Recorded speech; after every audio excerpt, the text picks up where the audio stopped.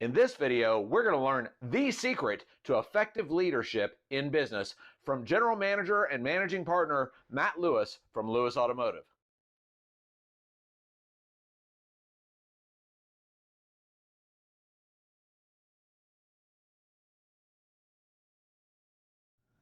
All right, hello everybody. Andy Buck here from Automax Recruiting and Training and myandybuck.com, and I'm here with my good friend Matt Lewis. We just got done with another campaign here at Lewis Automotive. I have to say I was honored to be here, Matt. Thank you so much. Thank you. And you know, one of the things that has really stood out to me about being invited to your team for the week is the leadership. Okay, you've been cordial enough to invite me to your sales meetings and your manager meetings, and what's very apparent in those is the leadership and the way the leaders stand out. Sure.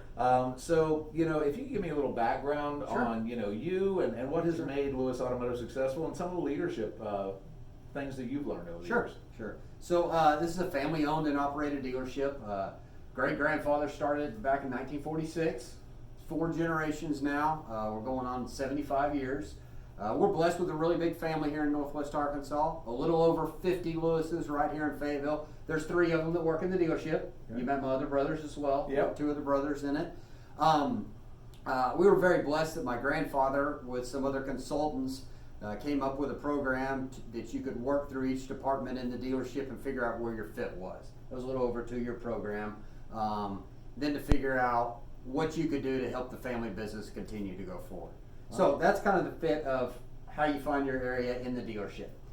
Our atmosphere is extremely important to us. When you walk in here, whether you're an employee or a customer, it's very important to us that you can feel the atmosphere and what the vibe is around here.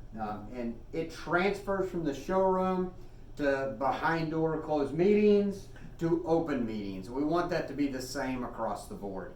And I learned this from my father and from my grandfather, that our meetings are uplifting, they're positive, and they're helping people progress forward. You won't find any cussing going on, you won't find any belittling going on, there won't be any threatening, we're not throwing things, so on and so forth. We literally say you could bring your family to one of our meetings. You bring your kids, you could bring your parents. Music may be a little loud, the light show may be a little loud, but we're having fun and it's uplifting. Here's what we know, that if we can't delight our internal customer first, that's our employees. Right. Okay, how could we ever expect them to go take great care of our external customer? You got it. I mean, I can't beat somebody up in a meeting and then say, go get them, Tiger, and think that they're going to treat my customer, you know, with the utmost respect and have a great time. It just doesn't happen. But unfortunately, it happens a lot over across the country. So my guys know, and you've met my managers, Yeah. you know, they're the same ones that were here last time, and we've got great tenure of guys that have been here a long time, and we grow from within. I mean, everybody you've met at the sales meeting, we've grown from within. They come through service or sales, so on and so forth, and they know that it's a non-negotiable. Yeah. That, you know, that we're not threatening people. We're not going to come in the room and start throwing around slang language and this and that. We're going to hold them accountable and figure out how to help them be successful. So that's all part of the atmosphere that we want to create here. And then next is the leadership and the coaching from my guys. And they're all centered around helping everybody in their department be successful. Yeah. And you know, the Great Zig Ziglar, he said, you know, if you help enough other people around you be successful, you'll be successful. You got that right. And that's the truth.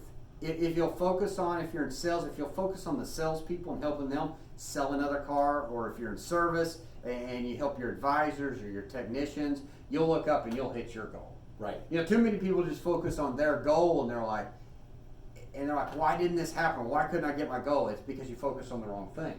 You need to focus on who's producing that and help them out. You need to be their biggest cheerleader. You know, when's the last time you went and washed a car for them, or you helped a delivery, or you pulled a car around? Yes. You know, you need to be their biggest cheerleader. So they're all in that attitude. Now, everybody always takes constant reminding. Let me remind you, you know, so we always talk about that. Right. And nobody is scared that they're going to grow somebody up to take their job. Right. Because if they grow enough people up that way, they get to move on to the next level. You got it. And then they get to build their team. Absolutely. Which hopefully is looks like the team that has been created from the beginning. A great test for this, and I tell my guys, because we encourage, I would say in the new automotive dealership in the size of our area, we have the least amount of hours we require people to work. And we give managers a weekend off a month, and we have some great benefits. We realize you're here to support your family. You know what I mean? So we encourage people, take their vacation, take your day off, so on and so forth. You shouldn't be scared to do that. The only reason you would be scared to do that is if you've not spent the time training your team to keep it moving. You got it. And then you need to look back in the mirror and go, okay, I'm trying to take it all on myself instead of pouring into others that can multiply for me. Absolutely. That's really great stuff. That is, and it's apparent. Because honestly, I know all your managers. They're great guys and ladies, and they just really do care about their employees. It's obvious that they care about the people that are around them. They care about these new recruits that we're even bringing in. They really do care about their success.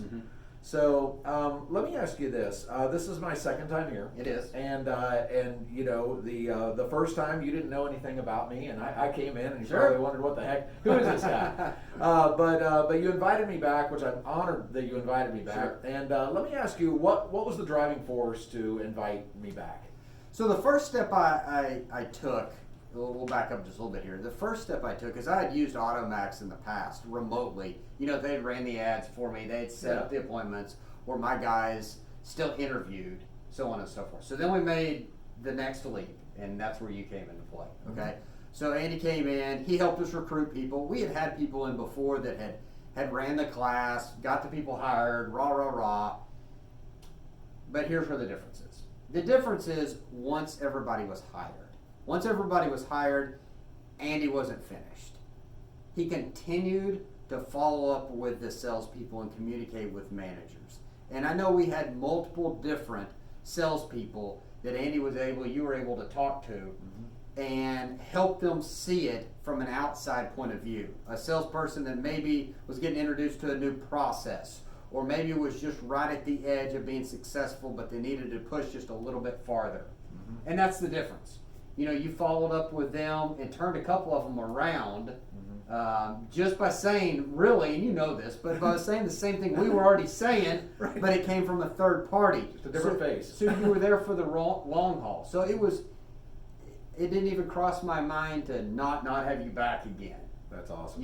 Because okay, this guy's on our team. He wants to help us get through all the applicants and then make sure they stick too. Well, and one of the reasons that I actually got into this, it wasn't because I hated what I did, and it wasn't because I needed a job. Okay, I got in this because I wanted to change lives. Sure. And to me, once I bring candidates in and train them up, I have a responsibility to make sure that I'm leaving them in really good hands. And I felt like that your managers had the very best interest of these people at heart. Okay, so it's one of those situations where if they're in a great place, they need to realize they're in a great place.